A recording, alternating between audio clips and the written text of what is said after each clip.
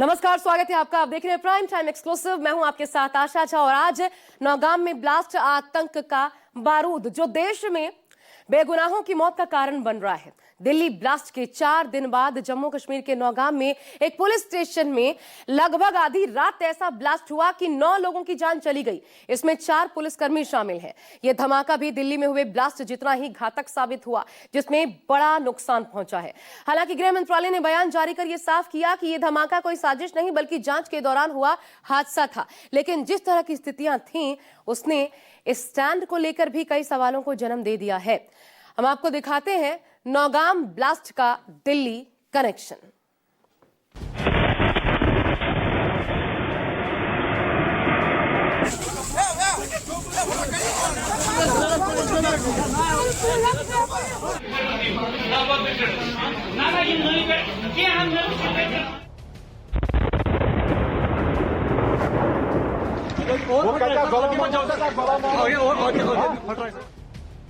आधी रात जोरदार धमाका हुआ, जिसके बाद कश्मीर से लेकर दिल्ली तक हड़कंप मच गया।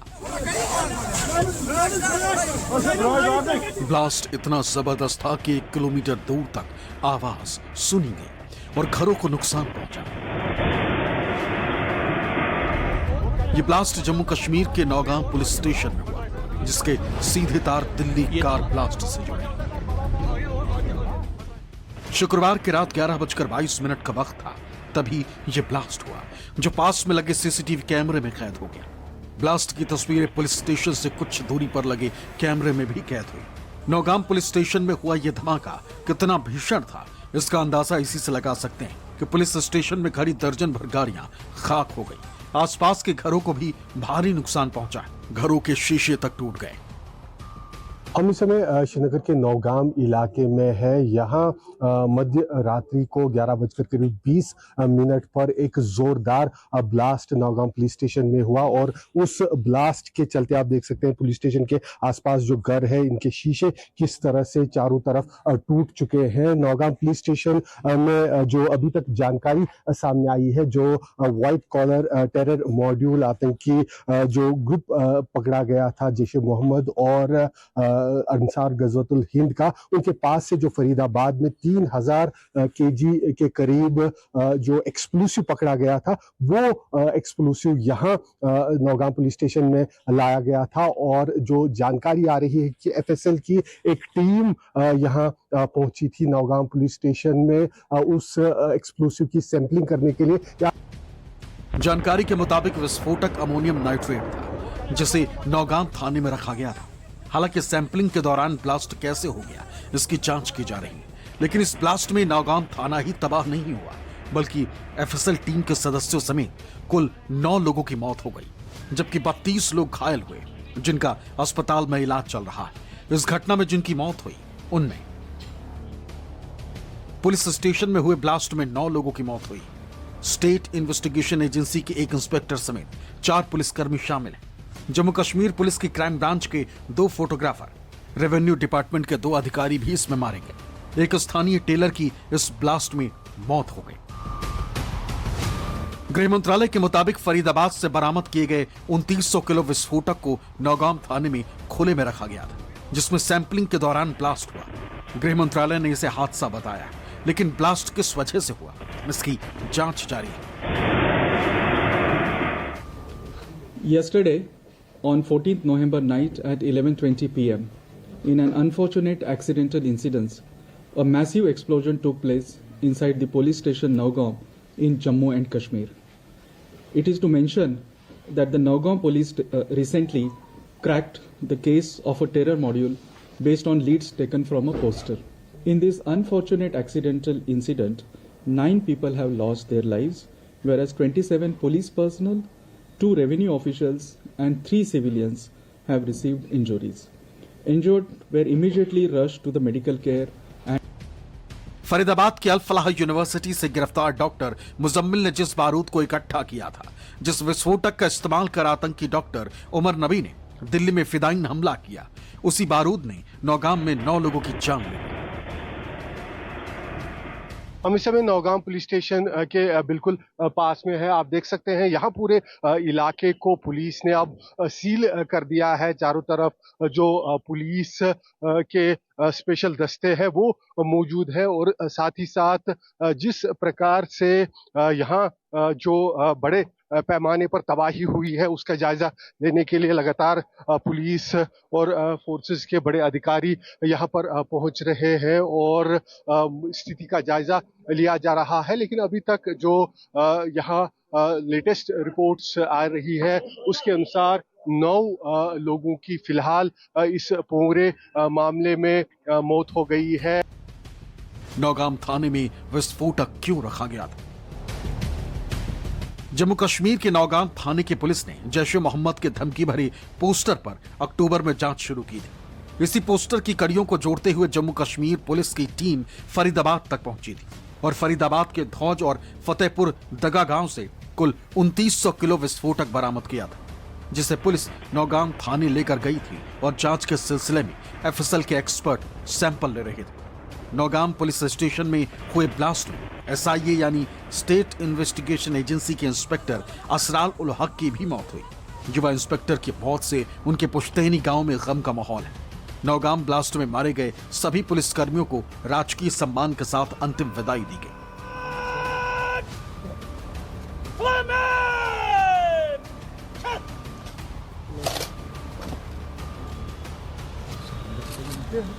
जिस तरह से नौगाम पुलिस स्टेशन में विस्फोटक से धमाका हुआ, उससे अंदाजा लगाना मुश्किल नहीं कि आतंकी डॉक्टर कितनी बड़ी साजिश पर काम कर रहे थे। अगर वो इस विस्फोटक को अलग अलग जगह ब्लास्ट करने में कामयाब हो जाते तो दिल्ली एनसीआर में बड़ी तबाही मचा सकते थे। आसिफ सुहाब, श्रीनगर, न्यूज़ 24। और बात उन खुलासों की जो आपकी आंखें खोल देगा। आतंकी संगठन से जुड़े डॉक्टर्स का टेरर नेटवर्क आखिर कितना बड़ा है और ये कहां तक देश भर में फैला हुआ है, इसका पुख्ता जवाब तलाशने के लिए जांच एजेंसियां दिन रात एक किए हुए हैं और जो आशंका थी वो बिल्कुल सच साबित हुई। फरीदाबाद की अल फलाह यूनिवर्सिटी, जहां 3 डॉक्टर्स का टेरर कनेक्शन सामने आया है, उसी यूनिवर्सिटी में संदिग्ध डॉक्टरों का दायरा लगातार बढ़ता जा रहा है। यहां के 20 से ज्यादा डॉक्टर अब जांच एजेंसियों के रडार पर आ गए हैं। आखिर आतंक के डी गैंग का टेरर नेटवर्क कितना बड़ा है और कैसे इस पर शिकंजा कसा जा रहा है, देखिए।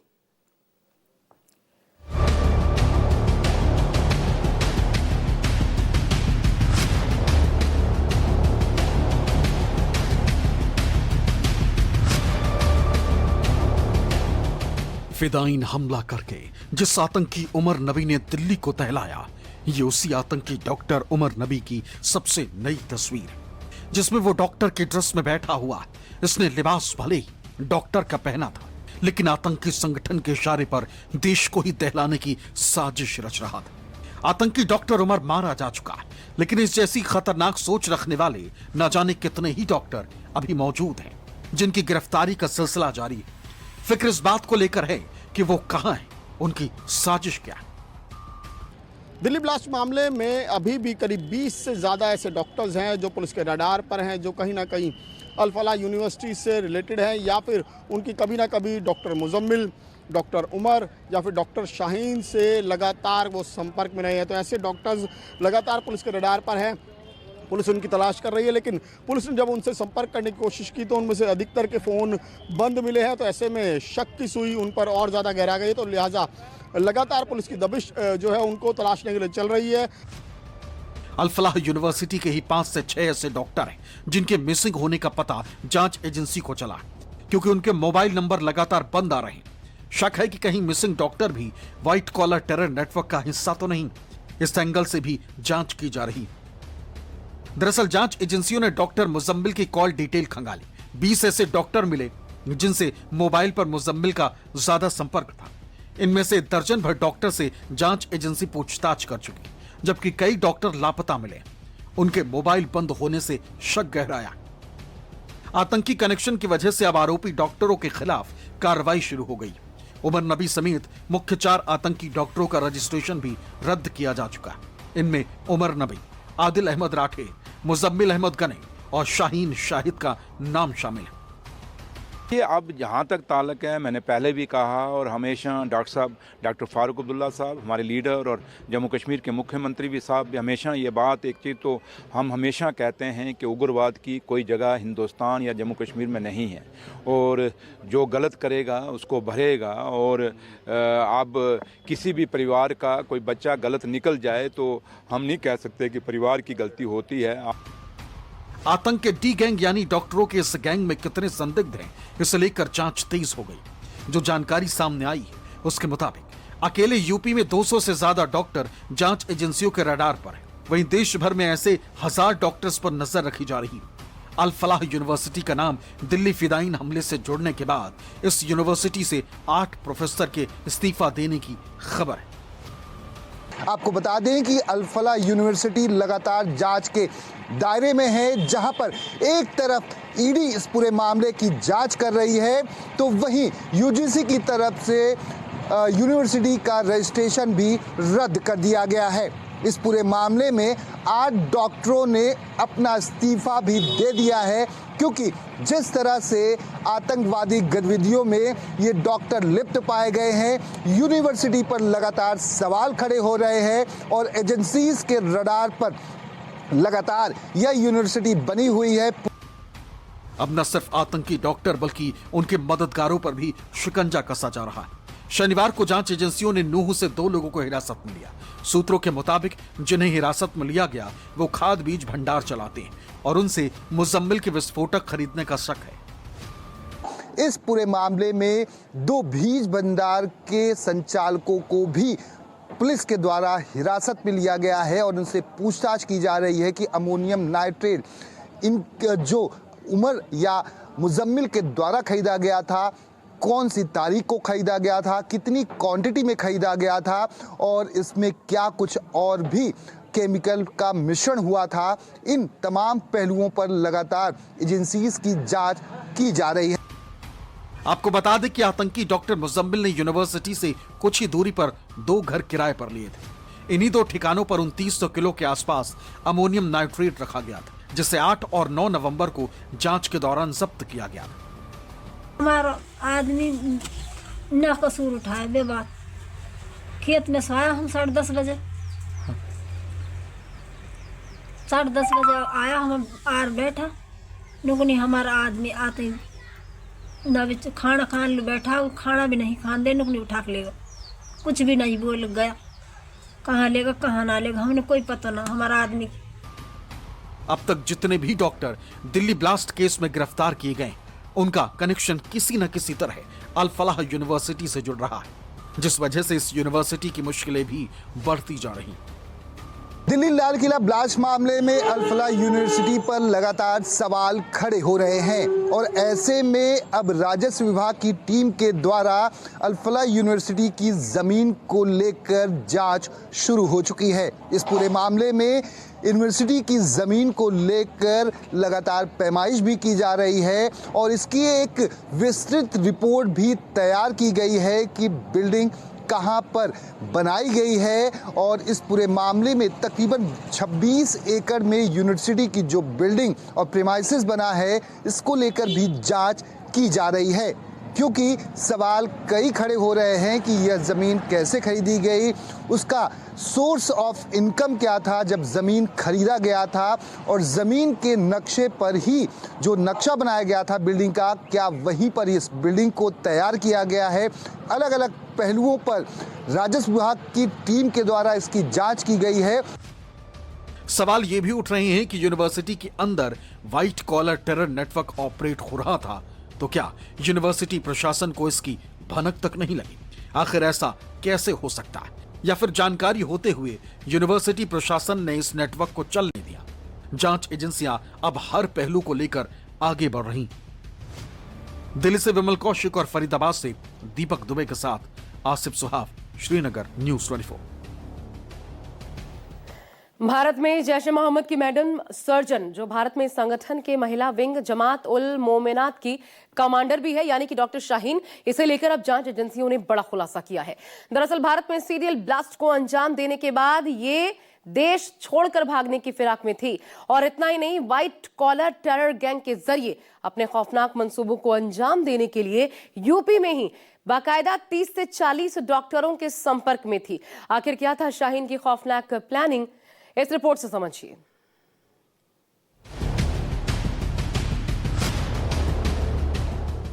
मैडम सर्जन और वो 40 डॉक्टर, शुरू करते आतंक का नया चैप्टर। 32 कारों से ब्लास्ट की साजिश, विदेश भागने की थी ख्वाहिश। रूम नंबर 29 से सुराग मिला, शाहीन की साजिश से पर्दा उठा। व्हाइट कॉलर टेरर मॉड्यूल का ये वो चेहरा है जिसके आतंकी मंसूबे पूरे हो जाते तो देश दहल जाता और यह साजिश के बाद विदेश भाग जाती। इसके विदेश भागने के प्लान का खुलासा भी जांच के दौरान तब हुआ जब एनआईए की टीम अल फलाह यूनिवर्सिटी के रूम नंबर 29 में दाखिल हुई। दिल्ली से लेकर यूपी, हरियाणा और जम्मू कश्मीर तक व्हाइट कॉलर गैंग तैयार करने वाली डॉक्टर शाहीन दुबई भागने की फिराक में थी। और इस बात की जानकारी उस वक्त सामने आई जब डॉक्टर शाहीन की वेरिफिकेशन के लिए ली गई एक फोटो सामने आई। जांच एजेंसियों का यह भी दावा है कि डॉक्टर शाहीन वीजा बनवाने की फिराक में थी और पुलिस ने कुछ समय पहले ही उसकी तस्वीर वेरिफिकेशन के लिए ली थी। डॉक्टर शाहीन की ये वो तस्वीर है जिसे उसने वीजा वेरिफिकेशन के लिए अल फलाह यूनिवर्सिटी के कमरा नंबर 29 में खिंचवाई थी। एक पुलिस अधिकारी ने वेरिफिकेशन की प्रक्रिया पूरी करने के लिए इस तस्वीर को लिया था। दरअसल देश में सीरियल ब्लास्ट का मंसूबा पाले बैठी डॉक्टर शाहीन धमाकों के बाद दुबई भागने के फिराक में थी ताकि वो सीरियल ब्लास्ट को अंजाम देने के बाद सुरक्षा एजेंसियों के शिकंजे से बच सके। ऐसे में सवाल यह है कि डॉक्टर शाहीन दुबई ही क्यों भागना चाहती थी? आखिर दुबई में उसकी मदद करने वाला कौन था? दरअसल व्हाइट कॉलर टेरर गैंग की कड़ी रहे डॉक्टर आदिल राठेर, जिसकी गिरफ्तारी यूपी के सहारनपुर से हुई थी।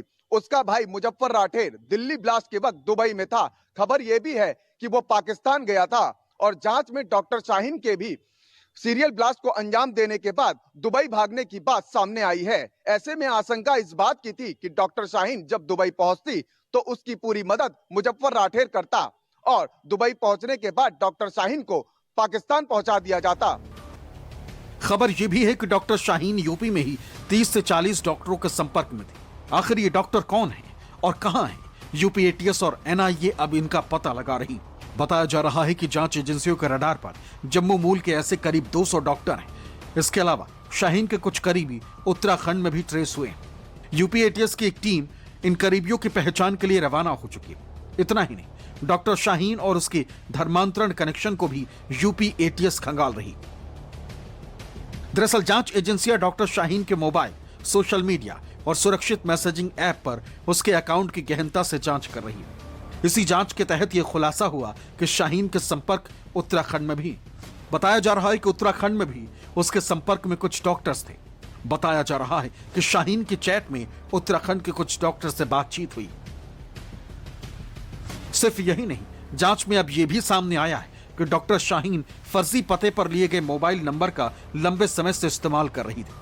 वो फरीदाबाद के धौच कस्बे की मस्जिद के पते पर लिए गए सिम को अल फलाह यूनिवर्सिटी के हॉस्टल से चलाती थी। यूपी एटीएस और केंद्रीय एजेंसियों को जांच में पता चला है कि डॉक्टर शाहीन ने साल 2023 में एक मोबाइल सिम फरीदाबाद के धौच कस्बे के एक मस्जिद के पते पर लिया था।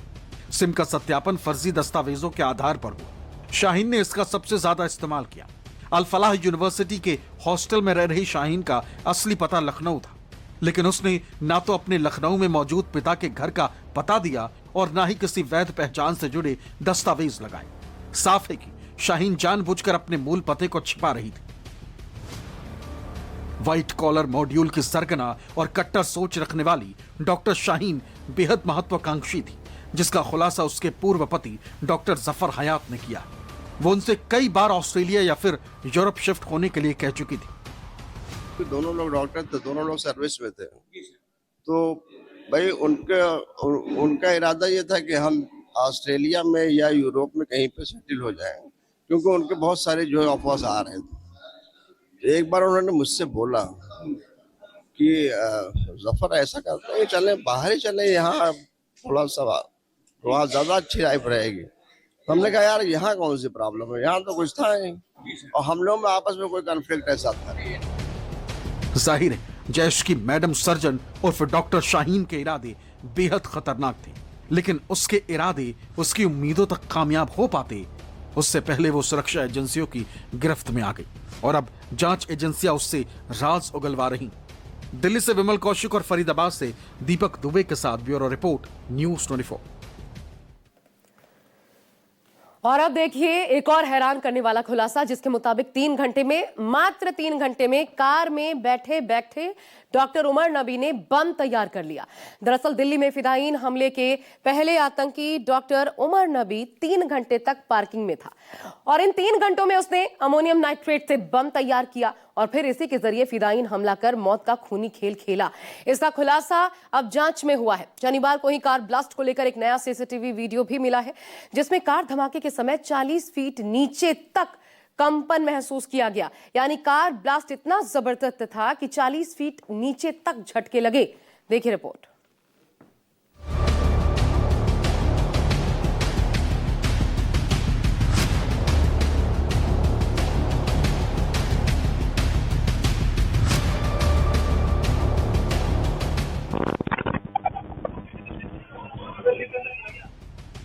दिल्ली धमाके की सबसे ताजा तस्वीर आई। 40 फीट नीचे दिखी धमाके की तबाही। यह सीसीटीवी वीडियो दिल्ली धमाके के दिन यानी 10 नवंबर का है। शाम 6:50 और 50 सेकंड का है। यह video Lal Qila metro station के उस एंट्री गेट का है जहां से यात्री मेट्रो प्लेटफॉर्म पर जाते हैं। यह जगह जमीन की सतह से लगभग 40 फीट नीचे, लेकिन फिर भी धमाके की धमक ने यहां सब कुछ हिला दिया। धमाके की इंटेंसिटी का अंदाजा आप इसी से लगा सकते हैं कि उस दिन इस जगह पर जो भी शख्स था वो धमाके की वजह से जो कंपन हुई थी उससे सहम गया।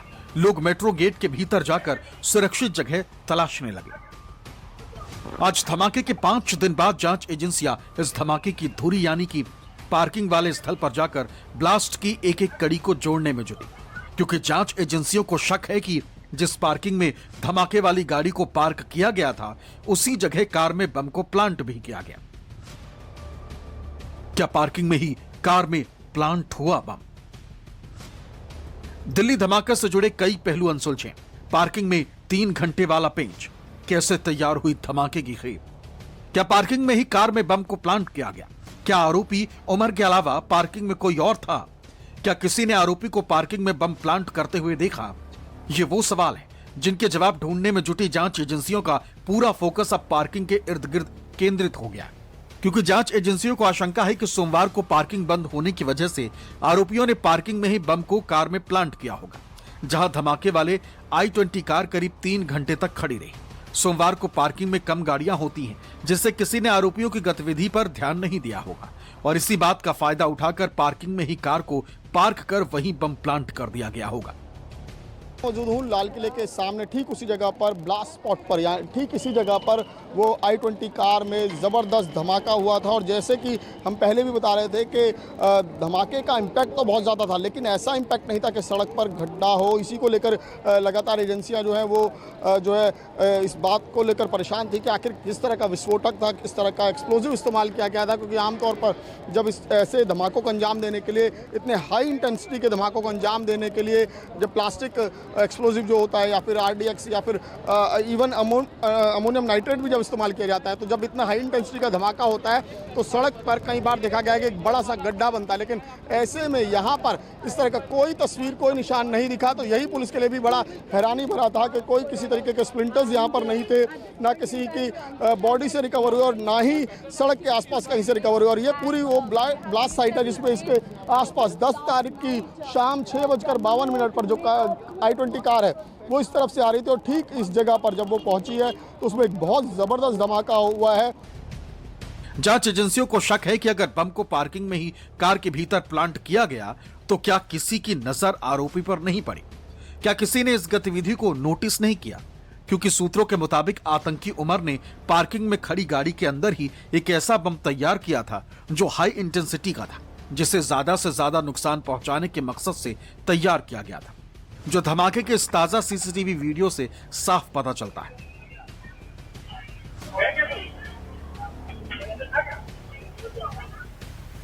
शनिवार को लाल किले की सुनहरी मस्जिद की पार्किंग में एक बार फिर दिल्ली पुलिस की टीम और बम डिटेक्शन की टीम पहुंची। पार्किंग में मौजूद तमाम गाड़ियों की तलाशी ली। पुलिस ने बाकायदा एक लिस्ट तैयार की जिसमें घटना के दिन पार्किंग में मौजूद सभी गाड़ियों और उसके मालिकों का डेटा है। इस डेटा के आधार पर सभी गाड़ी मालिकों को फोन कर बुलाया गया और उनकी गाड़ी चेक करके उनको गाड़ी हटाने को कहा गया। लेकिन यहां सबसे बड़ा सवाल यह है कि किसी भी बम को तैयार करने से लेकर उसे धमाके में तब्दील करने के लिए डेटोनेटर की जरूरत होती, जो बम धमाके में मुख्य सप्लाई का काम करता है, यानी उसके डिटेक्ट करते ही धमाका होता है। लेकिन जांच एजेंसियों को घटना स्थल से न तो टाइमर मिला है और न ही डेटोनेटर के अंश अब तक मिले, जबकि डेटोनेटर के बिना इस हाई इंटेंसिटी ब्लास्ट को अंजाम नहीं दिया जा सकता। यही वजह है कि ब्लास्ट की तहकीकात कर रही जांच एजेंसियां 5 दिन से धमाके की जगह पर डेटोनेटर या इलेक्ट्रिक वायर जैसी बारीक चीजें तलाश रही, ताकि पार्किंग में लगभग 3 घंटे खड़ी रही धमाके वाली कार की वजह सामने आ सके। दिल्ली से विमल कौशिक के साथ दीपक दुबे की रिपोर्ट, न्यूज़ 24।